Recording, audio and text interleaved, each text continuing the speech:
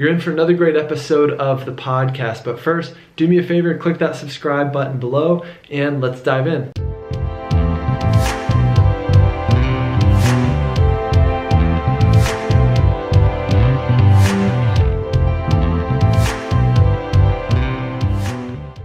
John Israel from the Mr. Thank You Project is on the show with us this afternoon, and I'm already excited about this because I have no idea where it's going to go or what. You are already one of a kind on the show in that there's no one doing.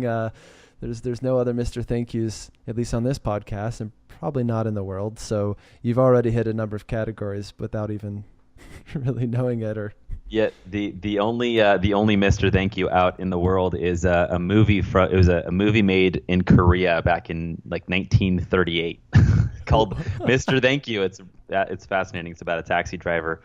Anyways, that's the only other thing you're gonna find about Mr. Thank You. It's about a taxi driver. Me or so it's gonna be either me, the dude who wrote a lot of thank you cards, or about a Korean taxi driver from 1938. So you can pick out which one you want to follow or watch. Or maybe both.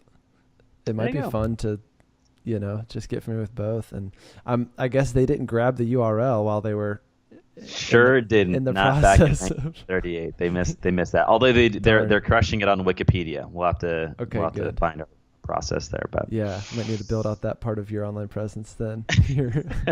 Crush the Wikipedia game.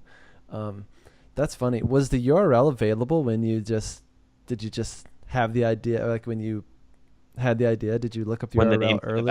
Yeah, it's so funny because it was a real trip where when I first started the project, it was October of 2016.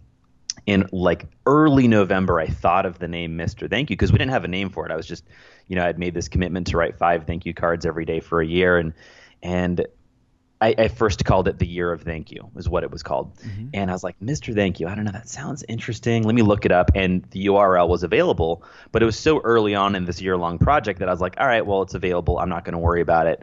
And then I'm not even kidding. 3 weeks later, I looked at it again, and it was taken. So weird. And it was just a squatter sitting on it, not doing anything with it. So once I got more serious with the name about 6 months later, we searched them out and paid a price. Yeah. Not too bad though. It hit my cap of what I wanted to pay, but I was grateful to get it. That can happen, especially nowadays. I mean, I'm convinced that I don't have anything to back this up, but I'm convinced that like there are people that can tell what URLs are being searched for, even if you're looking at it and have an idea. I mean, I at least wonder if there's a way for them to see what's being searched and then snatch that up and then go, hey, this is now $1,500 and not $15. Right. Yeah. No, it's funny. I asked GoDaddy that because I reached out. I'm like, how is this possible that I look it up and it's gone 3 weeks later? And they're like, we do not share it. That's a very particular thing. He's like, as soon as it becomes available, if someone expires on it, we sell it at auction. But no, we're not gonna. We keep that private. So I was like, all right. You never know. Maybe they are. Maybe someone else isn't inside. True. Yeah. Maybe they are saving it themselves and acting as someone else. Yeah, there's some weird privacy stuff around it too, around like, having your domain name protected or the ownership protected unless you or you can pay more to have it protected. The other thing is if your domain expires, that's a really bad situation to be in, and there are people out there on the internet that will snatch your URL up like the second it expires and then force you to buy it back from them. So that's one way to make a living. Yeah, there's a funny TV show called The League. I don't know if you've ever seen it. It's a very crass show, but it's pretty funny. And there was an episode where one of the guys randomly just kept searching names like that, and he found DallasCowboys.com was available, so he bought the domain and like sold it to him for a bunch of money, and it was pretty funny. That's brilliant. That's a funny show. Yeah, fantasy football. That's a riot. Well, I'd love to hear a version of your story and how you became Mr. Thank You. I imagine you have a few different versions of varying lengths, but how did you get here? Yeah, so the Mr. Thank You project was really birthed out of desperation. In my role, what I tell people is I'm a gratitude salesman. So specifically what that means is I'm in the world of corporate gifting. So if companies or business owners want to give away really nice gifts out to their clients, I come in and I consult and I help them pick out great gifts. And it's kind of a weird little niche, but I've done it for like 16 years. That's kind of my world. And yeah, I was at a new stage of my life where my wife and I had our first child. We bought our first home. And then we found out we were expecting our second child. And simultaneously, my wife left her job to become a stay-at-home mom. And I was the only one working. So it was this sudden pressure that I felt to perform at a higher level, even though I was already performing well at my job. And what were But you now doing exactly at now that time? now it meant more. I was still working for the Cutco closing gift company. So as a gratitude salesman, that's what I do. Is that's been my job. And in that time, I was just looking for some way to not be working out of desperation to make money. I mean, been a commission salesperson basically my entire life. And as I think we're all salespeople to some capacity, we're all business owners and whatnot. Mm-hmm. And I was looking for a way to kind of stay motivated and really, I guess, honestly, be with more purpose, because I was just focused on working to work to make money, not actually because I cared about what I was doing anymore. So I listened. I did what many of us do in moments of desperation, and I went to YouTube and I searched TED Talks about motivation and inspiration, and I found a great one by a guy named Simon Sinek called "Start with Why." It's a very famous message at this point, and it really struck a chord with me about this concept that people don't care what you do; they care why you do it. And if you're in business, they don't care what you sell; they care why you're selling it. So, what's your why? And that was the question that I was, kind of stuck with at the end of his message. And I was like, well, what is my why? What is my purpose? And if I was being honest, at that moment in September of 2016, it was all about survival. It was about just kind of making ends meet and supporting my family. And I thought, well, geez, if that's what I'm doing, I don't know if that's not very inspiring, not to me. And I'm sure probably not to my clients who are paying me money for a service and a product. So I thought, okay, well, that's not right. I'm not committed to that. I want to be a high performer, but I love people, and I want to do my best for my clients and my family. So I thought about what's something that I could do, what could be a purpose I could design for my life and for my business. So when I thought more about it, I'm in the world of gifting, and so I help people say thank you for a living. That's my job. So I thought, well, really, I'm about gratitude. That's my world. So if my world is about gratitude, then a big mission I could have is about elevating gratitude on the planet. And that's where that tagline came from, is that who we are is committed to elevating the level of gratitude on the planet. And I thought that's really cool. I love it. And then I just kind of had this, there's this great Ralph Waldo Emerson quote that I think about constantly. And it goes like this: who you are speaks so loudly, I cannot hear what you are saying. And so it's kind of this interesting concept to say, I am this guy who's committed to elevating gratitude on the planet, but yet I do not embody this at all. And that was a problem, because if you went out and asked 100 people who know John Israel, you might hear some and you said, what do you know about him? They might say some great stuff like driven or successful, but grateful, appreciative, happy even? Probably not. And so I thought that was really inconsistent. So I wanted to find a way to embody gratitude as an expression, not just like a thing to just write in a journal, like, oh, be more grateful, like here's what I'm grateful for, but find a way to really embody it as an expression. I've kind of that's been a practice of my life, to find a way to live out my values. And so I thought, well, when have I experienced the most gratitude? And it was around when I was verbally or consciously, intentionally expressing gratitude to people who have made a difference in my life. And I had some great experiences of that earlier on. And it just really, I remember how good I felt when I was actually appreciating people. So I thought, well, what's a way that I can make that a habit, like an actual daily routine? A lot of you guys are, you're mental health practitioners, and you know the value of helping clients come up with a routine, because it's not about what we do once in a while, but what do we do daily that really affects how we create our life and our mental state. So I wanted to find something that would get me in a grateful state every day. And so I thought, well, thank you cards are simple. I could do that. I know they're effective. I've written them in the past.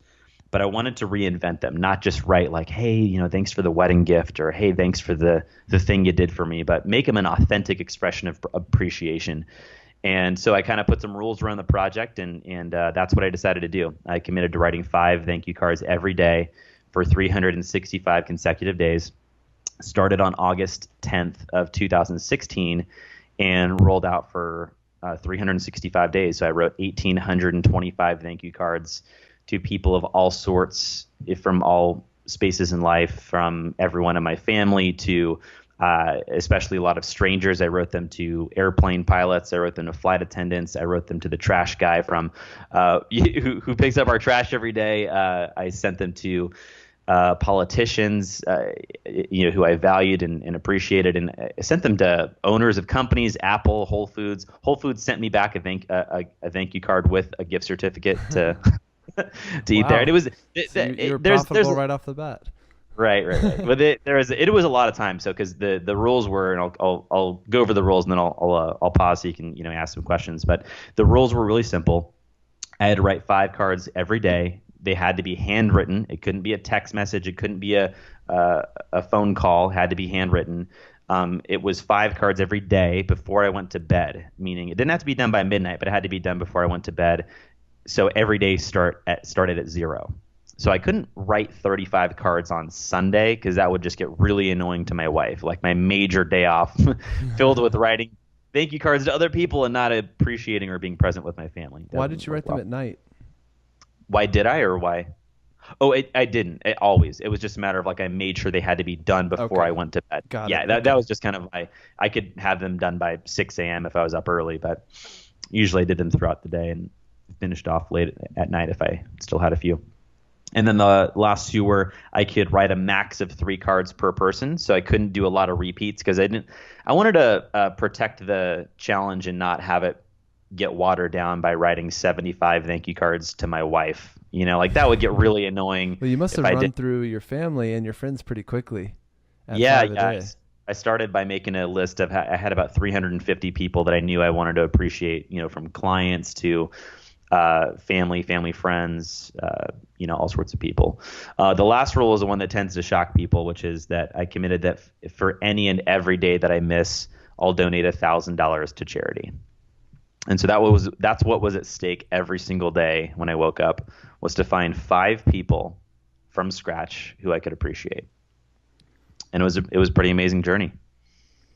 Well, I want to know how you found these people and got their addresses, given that not many people have the addresses of even their friends and family at this point. I'd have to go searching if I wanted to send a letter to some of my close friends. But yeah. How did you find the people and create the list? The list was pretty easy. I just went through my phone and picked everybody out that I wanted to. A lot of times I would just be pretty direct and I would just say, hey, what's your best snail mail address? Because it's funny when I would this is what happened most of the time when I texted somebody and I said, hey, what's your address?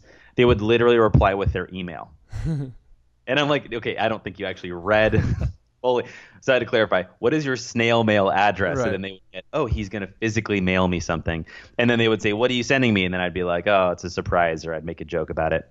And then I wouldn't tell them, and then they would get this card in the mail. But I didn't always actually mail it, especially there was several scenarios where it was a server at a restaurant or, someone I noticed doing something really great or, on a plane. I would just physically hand it to them right after I wrote it. And that would eliminate having to find their address. But on celebrities, like I sent them out to famous authors that I appreciate and value. Seth Godin, I would just go to their website and I would just put in an inquiry and I'd say, hey, what's the best mailing address to send so and so a thank you card?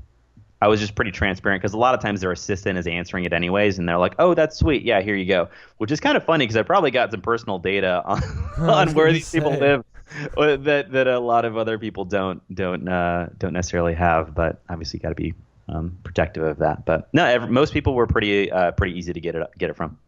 What kind of reactions did you get from the people that you handed the letters directly to, like the strangers? Oh man, there's one day that kind of goes down in history of the most prolific day of the whole project, or one of them. And it was early on. It was day 3, and I was boarding a plane from Los Angeles to Philadelphia for something called the Front Row Dads Retreat. So Front Row Dads is a community I'm a part of, and it's entrepreneurial fathers, and we get together twice a year to talk about how to become better husbands to our wives and fathers to our children while running successful businesses. So I'm doing this. I'm flying out to this event, and as I'm boarding my plane, I haven't written any cards yet. It's pretty early, and I thought, okay, who am I going to appreciate today? So that was sort of the thing, is like becoming a good finder. Who gets to be acknowledged and appreciated? So as I boarded my plane, I just thought about the pilots, because I was realizing, man, I pray for safe travel every time I get on a plane. And I've got 2 kids at home. I'm married, and it matters to me to get home safely. So there's really 2 people in charge of that, and that's the pilots on the plane. So I thought, okay, that's who I'm going to appreciate. So I sat down, and a question comes up, which is, how do you appreciate somebody you don't even know? Which is a really interesting challenge, because it's like, well, I don't know who they are. I don't know what their life is like. And in the research on this concept of gratitude and appreciation, one of the best things I learned about the word appreciate is the root word is in Latin and it's called appreciare, and which literally means to appraise or to set the value of a thing.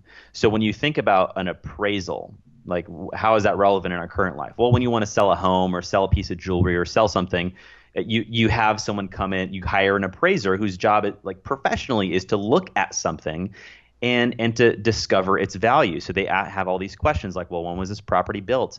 What condition is it? What location is it? What are the comps of other properties that have been sold out here? Are there any termites? Is there any damage that might affect the value? And so they go through this list of questions to look at something and say, this is worth blank. So now, how do you apply that to another human being that you don't even know? How do you assess that value? And I think the lesson I learned out of that, John, was to become curious and to be just like, I don't know what to appreciate, but if I had to appreciate them, what might I appreciate? And what started coming up was just all these questions of like, well, I don't know, like what do they care about? What are their values? What are their goals? What are their biggest struggles? What do they deal with every day? And I sat there for about 20 minutes and I thought about it. And then I wrote this note, and it said essentially, dear pilot, might be strange to receive this card from a passenger, but as I was boarding this plane, I realized that every time I board a plane, I miss my family. But that's just when I travel. This is your job to constantly do that. I can't imagine how many birthdays, anniversaries, holidays that you've missed because of your job. Mm-hmm. Not only that, but I bet this is something that you've wanted to do for your life, because nobody becomes a pilot by accident. And you do, all of those things and have literally hundreds and thousands of people's lives at your fingertips, only to have a slightly bumpy landing and have people complain about it. So whether you hear it enough or not, thank you from myself and everybody on this plane. So I wrote 4 of those cards because I had 2 flights and 2 pilots on each flight. So I hand them to the pilots as I exit. The crazy thing, John, was now this was done on my personal business stationery. So it had my name, my email, and my contact info, which I don't normally do it that way, but that's just what happened to happen in this moment. Within 24 hours, 3 out of the 4 pilots personally emailed me or text messaged me to thank me for the card that they received. One went on to say, John, I am in my 22 years of flying, this is the first year I get to spend Christmas at home with my family. So you're right, we do miss a lot for this job. And another guy went on to tell me, John, I really appreciate your kind words. And in my 12 years of flying, I have never received a thank you card from a passenger. And that just blew me away, because I'm like, wow, these guys have such important jobs of such magnitude and impact that if something went wrong, people die. Sure. And no one's saying thank you. No one's really appreciating them for who they are and what they do. And I thought, geez, if that's the case for these guys, what about everybody else in their work, in their jobs, in their marriages, in their families? People just aren't receiving that level of appreciation. And the final part of that day was we went to Philadelphia. I landed, go to this retreat. We had this great time. And then we go to a restaurant, and there's about 35 of us together, entrepreneurial guys. We walk into this restaurant, downtown Philly. We have no reservation, and it's like this quiet little kind of dive bar place, and there's one waitress, and we walk in and she just looks at us, and we just ruined her night. She was just not expecting 35 guys to walk in at 10 o'clock at night for food and drinks, but she was gracious and seated us and put us in the back of the place so we didn't annoy all the other patrons. And her name was Shantae, and Shantae did a great job. She wound up serving us well, and overall she had a great attitude, and we had a lot of fun with her. And I realized, when we were closing everything up at about 1 a.m, I was like, she's my final card. She's going to be my number 5 for the day. So I pulled out some stationery and I wrote this note, and I just said, dear Shantae, it might seem strange to receive this card from a patron, but I wanted to say thank you for the amazing service you gave us tonight. What you don't know is that we're a group of entrepreneurial fathers here for a retreat to learn how to become better dads to our children and husbands to our wives while we run successful businesses. And tonight was all about fellowship. This is our first time getting together as a community. And we know we didn't have a reservation, and we know you weren't expecting us, and you could have given us terrible service, but you didn't. You did an amazing job. You got all of our orders correct, and we had a wonderful evening because of you. So on behalf of myself and everybody here, thank you. So I wrote that card, and Shantae is sitting in the corner filling out, cashing out her tips and all that stuff. And I walk over and I hand her the card, and she accepts it awkwardly, as most strangers do when I hand them a thank you card. Don't really know what it is. Like, I don't know what's in here. They're kind of paranoid about what's in it, or is it yeah, it's a little like, what the? Yeah, are you serving me like a sentence or so, like a I didn't think about notice, that. A notice to appear in court. Oh, that'd be so messed up, right? You never know. That's funny. I wonder if anyone ever thought that. But so I start walking away, and then I realize I need to go to the bathroom. So I make a U-turn, go to the restroom in the back of the restaurant. And then as I come out, Shantae is standing there waiting for me. And she looks at me with this big grin on her face and her head kind of cocked to the side. And then she just runs at me and then picks me up and gives me the biggest bear hug of my life and says, "That is the best tip that I've ever been given." Wow. And that blew me away, because we were a bunch of entrepreneurs, and we make good money, and we gave her a fat tip. There was 35 of us. We gave her a huge tip. How could she get a major tip like that and then get this simple card and say, this right here, this card is the best tip that I've ever been given? And that kind of blew me away to really the power and the value of what this concept was, this making gratitude an expression, which is that people, it's not even just about the money that they make, but it's about being seen. Mm-hmm. It's about being seen for their greatness rather than their weakness. Most of us have conversations in our lives that are focused on what we do wrong or what's missing or what's the problem here. But to be the person whose job, like literally consider that, like what might your life be like if your job was actually just to encourage people, to bring hope, to acknowledge and appreciate people for who they are and where they're at? How might that affect your community around you? How might that affect your life and your business? How might that affect your staff and how they show up every single day? And so that's what it was like for an entire year, is just basically acknowledging and appreciating people for, every day. And it was just so many magical things showed up, but also the emotion that I felt every day was really transformational. And that's where I was so excited, and I felt like I kind of nailed it on the head. I was like, wow, this is what I wanted. I wanted to find that way to embody gratitude at a high level. And it was kind of amazing, because out of that and from that, I just started sharing the story more, and then it got kind of picked up by a few people, and some news articles got written about it. And then I wound up being on the news, and crazy things started going on, and I opened up a TED Talk, and I didn't plan for all those things, but it was just living that expression of my highest values and aligning them with my business that kind of transformed my life.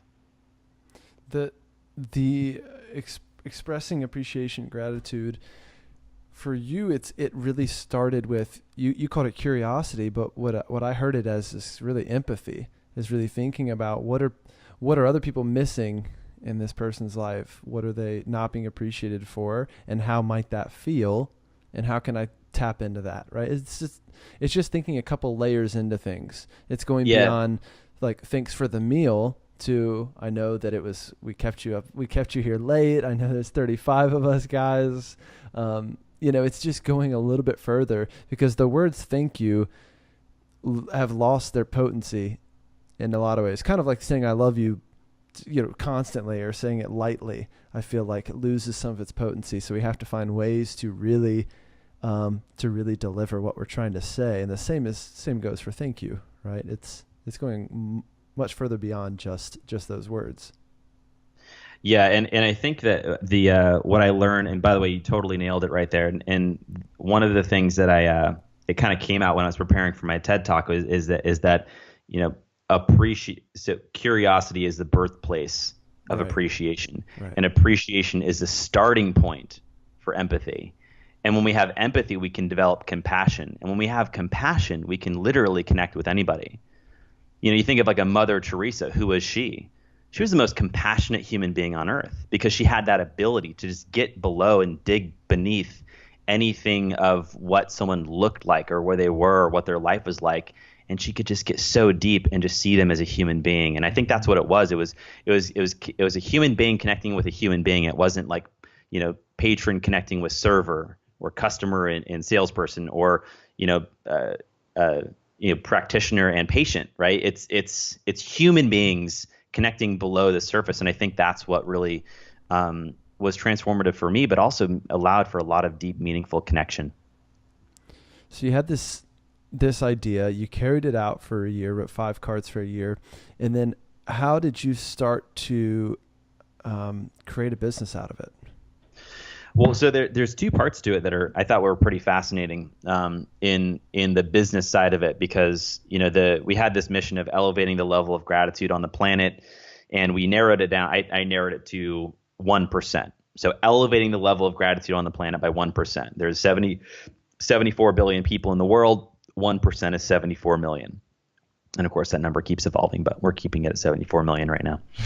and it started out as that, and I was speaking at an event, and this guy came up to me, and I had started speaking a lot more on this topic and sharing the stories because it was really connecting with people about why they should express more gratitude.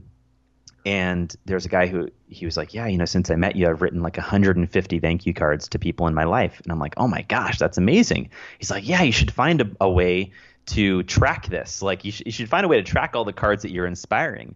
I was like, that's a fascinating idea. So I did a bunch of research and talked to some web developers, and we came out with the beta version in 2017, and now we've got a much more robust version where we literally are tracking all the people who hear about the Mr. Thank You project and start writing thank you cards.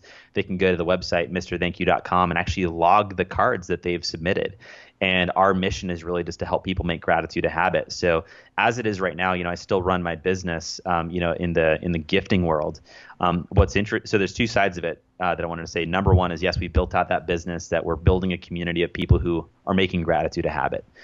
It's a free resource. Just go to mrthankyou.com, create a profile, and just start thanking people and telling us about it. That's it. And then on the other side of making gratitude a habit in my business, this was a really transformational part. And by the way, you might need to translate this for me into mental health practitioner reality, because what I did in my world may not be okay in the world of you're dealing with certain people's private stuff and their emotions and whatnot. But I had this experience of I was writing all of these thank you cards to people, and I had. This was previous to the Mr. Thank You project, but I wrote a card. There was a client that I had done some business with, and then she wound up canceling out. She said, "Hey, I'm not gonna do this anymore. I'm not gonna buy your product." And I was like, "Oh wow, that kind of surprised me, kind of shocked me." And this is about 16 years ago, right when I started with the company. And so we refunded her money, and we moved on. And I felt really weird though, because I'm like, wow, this is so strange. Like I had a great connection with this person, and I don't know why. That happened. And so I wrote, I felt the desire to write her a thank you card, and not because she bought anything, because she didn't, but for her time. So I just said, hey, I wanted to send you this note to just say, I appreciate getting to meet you the other day. I know at the end it didn't work out for us to do business together, but I just want to let you know I appreciate the conversations we had about your family and your boys and all the things that you're working on right now in your life, and whether or not we do business together or not, I just want to let you know how much I appreciate getting to meet you, and hope we stay in touch in the future. So I sent the letter, and it was really interesting because that emotion of that negative charge of, dang, I just lost a client, right, which we've all experienced. Mm-hmm. I wrote that card, and that feeling, that emotion kind of went away. I wasn't feeling so upset about it. And then a couple years go by, and out of nowhere my phone rings, and I get this, and this woman's name was Cynthia, and it says, hey, is this John Israel? I was like, yeah, this is John. She's like, oh, this is Cynthia. I'm your customer. I tried to buy some things from you a couple years ago, but I had to cancel. And I was like, oh, of course I remember you. It's kind of a unique scenario. Mm-hmm. And she said, well, hey, I wanted to let you know that I'm ready to place an order now. I was like, great, let's do it. So she starts, listing out all these things she wanted to order, and it was kind of blown away because it was about 3 times larger than the original, order she was making. Now, I was gratefully, taking her business, and I was just still kind of confused, like, why is she calling me right now? And she says, hey, John, I'm curious, like, you might be wondering why I'm calling you all these years later. She's like, well, what I couldn't tell you in that moment when I had to cancel my order was that I had just found out I was diagnosed with cancer. And I had to leave my job. I had to have my kids move back into with me to pay the bills, and I didn't know what my future held. And so I just knew that I had to cancel my order with you. But when your card came in the mail and I saw what you said, I realized that you saw me as more than just a client, but you saw me as another human being. And I told myself that when I get healthy, I'm going to buy anything that that guy is selling. So that's why I'm calling you today. And we shared this, moment together, and that was before the Mr. Thank You project. And I think that was one of the moments of how much I appreciate, like how much I saw this can impact people. And so fast forwarding into my business, what I think people can find different ways to make as a practice for their own business is just making thank you cards a habit in how you communicate with clients. And again, you'll know whatever is more relevant and appropriate in this space. But it was amazing that of how much follow through and fulfillment I had. I imagine there's some clients who start working with a practitioner and then stop. It would have been very easy for you to feel kind of sour for losing the business or be angry. And maybe you felt some of those things, but you reached out anyway just to say, I appreciate your time. And that was a gesture that went a long way. I think, I've a parallel in my work as a therapist is the idea of forgiving someone who's not sorry. And a lot of times I've kind of pitched this idea to clients who have been wronged by someone. And it could be as simple as someone like stole from you, or as devastating as sexual assault, and you may never see that person again, or they may never be sorry or say sorry. And there's a part of us that stays stuck and wants justice, wants them to say sorry. And so sometimes we have to work with this idea of forgiving them, even though they're not sorry and they haven't said sorry. Yeah, there's a whole chapter in the book, and this is where I think the project, when people hear about this part of it, they're like, wow, that was way different than I thought. Because people's concept of thank you cards is more of like that obligatory thing you do after you get married, and you have to send cards out to your family for the gifts you got. You're basically saying nothing. You're just saying thank you. And it's so. And there's this interesting idea of like, have you ever gotten a thank you card that you just threw away because it just was generic? Yeah. And then it's like, have you ever gotten a card that meant a lot and you hung on to it? Yeah, I mean, not as many, but we there's a couple of those that many of us have developed had in our life. And so I wanted to find different creative ways. And so one of the interesting things, and this is kind of a practice that I found out a little later was a bit more had basis in psychology than I think it was sort of an accident for me, where there was this experience of how do you be grateful when you don't want to be? Right. Exactly. So how do you write thank you cards on a day that you feel like crap and you don't want to appreciate anyone because you don't appreciate your life because things fell apart or whatever? So I had this experience of writing thank you cards to parts of my life that I wasn't accepting of. Times when I had financial struggles, or times when I made bad decisions, or times when I for me personally, I had some sexual abuse at a younger age in my life, and I dealt with it in certain levels of personal development, and I didn't really feel stuck with it. But I felt that there were still triggers in my life that when I would think of things, they would pull me back into a thought process that was not empowering. And so I had this concept of like, well, if I'm not feeling grateful, what's in the way of me feeling grateful right now? And there was some type of a thought or an emotion. And so I would try to dig into that, and I would look at, when did I start feeling this way? What happened? And I would imagine that time of my life. How old was I? Where was I at? And I wrote a letter to that version of myself, basically having a conversation I wish somebody would have had with me. Mm-hmm. And it was I wrote that conversation for yourself. Yeah, exactly. Like, hey, this happened when you were this age, mm-hmm. and it you didn't ask it to happen. You didn't want it to happen, but it happened. And now you feel like this, and you don't believe that you're ever going to have this. And and you think that this might happen. Well, here's what I can tell you from the future. This is what's true now. This is how you feel. This is where your life is. You did get married. You did have success. You did have all these things. And I got to have this conversation from the future with this self that was, it was really amazing. So I wrote these cards, and then one of the challenges that I had was to sit down with a chair in front of me, and the other chair was empty, and I sat in the other one, and I would switch chairs, and I would sit in the other one and opposite me, and I would physically just get myself into the state of that 12-year-old boy or that 15-year-old boy or whatever. How was I feeling after this moment? What was I thinking? What was that like? I would get myself into that state and literally just feel it in my body. And then I would sit back into the other chair and get back to myself. And I'd pick up this letter and I would read it to myself as if I was talking to that version. Mm-hmm. And I went through the letter and I said everything I said. And then I would switch seats and I would go back to that other chair and I would just sit there like a 15-year-old boy or whatever. And I would just experience feeling the words and getting the love and compassion that I never got to feel at that time. And man, John, it was crazy. I got through 5 letters. I wrote like 16 of them. I could only get through 5 letters in one sitting because it was so emotional. Like it was so just like I felt like I ran a marathon when I was done. I had to go lie down. I was like, oh my God, that was intense. But it was so amazing because it wasn't immediate.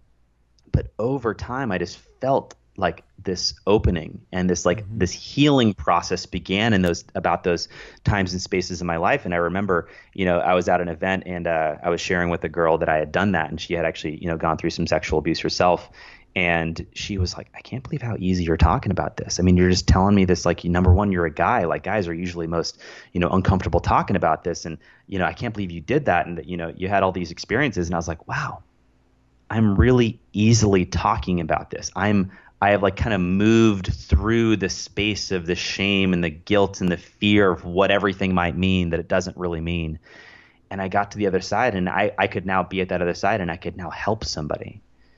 And I was just like, wow. Like then, and so for me, it's like this deeper part of the Mr. Thank You Project that when people get the book, like that's a section. It's called emotional intelligence and gratitude. And really it's the chapter and the sections about how they all work together and different strategies to bring gratitude to painful experiences to grow. And the more that I've shared those with people, I've had other individuals start to try this and practice it, and hearing the feedback is mind blowing of how much this is helping people. And so on a deeper level, like yes, I've built a business, and we're kind of more so building out at the membership of the website, but the idea is just connecting with people. This idea of how gratitude can really permeate a lot of parts of your life and bring love and joy. And man, God, if that's what I get to do for the rest of my life, John, I'm freaking stoked. Amazing stuff. I mean, it's also forced you to break down what is gratitude. How do you go beyond just saying thank you and really making it thoughtful and really, like you said, it's really about seeing people and picking up on what's unseen, the parts of them that are not appreciated. One again, a little parallel with therapy and with therapists being our audience. And we're running a little short on time here, but I've done therapy for about 7 or 8 years with, I would just guess, a couple hundred patients, right? And I've gotten only a handful of thank you cards, and I know that my clients are very grateful. I know that I do good work. We do transformative work. So I don't know what it is that this disconnect between even like saying thank you. I wonder if part of it is like I'm paying you and that's how I say thank you, or the same going back to the pilots. It's like people don't go, walk by the cockpit every time and go, thank you so much, and just appreciate you getting us here safely. They're more along the lines of like, I paid $400 for this, so I'm entitled to X, Y, and Z, or right. Entitled to the service you're providing. I think we go to that place really quickly, but the clients who have gone out of their way to either write me a note or even small gifts, though that has absolutely meant the world to me. And just like the server, it weighed more for me than the fee that they were paying me for my time, which just, it has to be there. Right. But yeah, I could tell you like exactly the handful of people who wrote those notes or gave me those gifts out of the couple hundred patients I've seen in my career so far. Amazing. Yeah. Well, and what's interesting is the term gratitude, like what's the definition of it, right? That some people have different views of it. And the best definition I found for the word gratitude is the emotion one feels when you receive a gift or experience something as a gift. Right. And a gift is something that's given freely without intention for anything else or whatever. And so gratitude, that's where it's kind of becomes this. It's not just looking on the bright side. It's looking at something and saying, what's the gift here? Right. Where is the gift in this experience? And that's where that ability to look at a server and to say, hey, you could have given us crappy service, Right. but you didn't. Right. That's like a gift. You could have been average. You could have been like everybody else, but you weren't. Mm-hmm. Thank you for that. Mm-hmm. And so that emotion of gratitude, that's what it is. Yeah. It's looking at all these components of life and saying, where is the gift here? Where is the generosity? And it's amazing because some people aren't even aware of it. And like you mentioned, this is a fun practice that I do with people when I'm speaking at a conference is I say, grab a partner, and then partner A and partner B. Partner A, look at partner B, and then I want you to just very authentically say thank you. And then partner B, your job is to do nothing. Right. Do not Just react, receive it. not even that. Express no emotion, just like a wall. Like just they just said it and it just bounced back. And I let them sit there for a little bit, and then I just say, how was that? And partner A is like, it was frustrating. Like I felt like I was vulnerable. I expressed some love and appreciation. I got nothing back. And it's funny because then the partner B is like, well, I wanted to say something, but you said not to, and I felt awkward and uncomfortable. And I'm like, well, that's because I made you aware of it. But when you look throughout your life at how many people do things for you that are really a gift that you don't acknowledge, they walk away with that emotion. They might not even be aware of it, but that's why people leave jobs. That's why people leave companies. That's why people leave relationships, because that experience of like, I just don't think they appreciate what I do. Yeah. I don't even know if they don't even really see how hard I work for the kids while they're gone at work or whatever. So it just bringing people, my goal is just to bring people's awareness to notice the gifts that other people give you, and then to take the time to acknowledge and appreciate it, because number one, they get seen, but also it honors their desire to keep doing it, and they become more generous and they become more loving. And we live in a pretty negative world, dude. And I think that there's a lot of greatness out there. And the more we highlight what people are doing well, the more we're going to get. It's this idea that gratitude is the expression. It's the expression of gratitude, because I think a lot of people feel grateful or they want to say thank you, but just like expressing any emotion or expressing anger, they might not know how to express anger, or afraid of what's going to happen, or they feel a little exposed. If it's like, hey man, I just wanted to tell you I really appreciate you, they're like, no thanks, no, like I really like I want to show you how much I appreciate you. It's a humbling, it kind of humbles both parties, right, to really say it and then to really receive it. So yeah, there's just so many layers to this thing. Elizabeth, I think I'm just gonna have to have you back on. It's crazy, man. Yeah. It's such a deep, and that's what the goal was. The goal with the Mr. Thank You project was to explore my capacity to experience and express gratitude. Yeah. And what that means is it's just digging deeper into the topic and the idea. And there's only a couple of people who've really studied it and practiced it and teach it, as professors at universities. So it's been just this really amazing topic that the more that I've learned, the more. And by the way, and this is the difference of, like that last thing you said, there's a difference of just being grateful and like writing it in a journal, but expressing gratitude, it just lives at a deeper level, because there's a level of vulnerability and action that you like, there's something there when you tell somebody thank you versus just feeling it. Right. And because when there's like it now lives, you're now responsible for it. And that's the funny thing. I warn people, I'm like, hey, just to warn you, when you start thanking people, you're now going to have to be responsible for supporting and taking care of that relationship.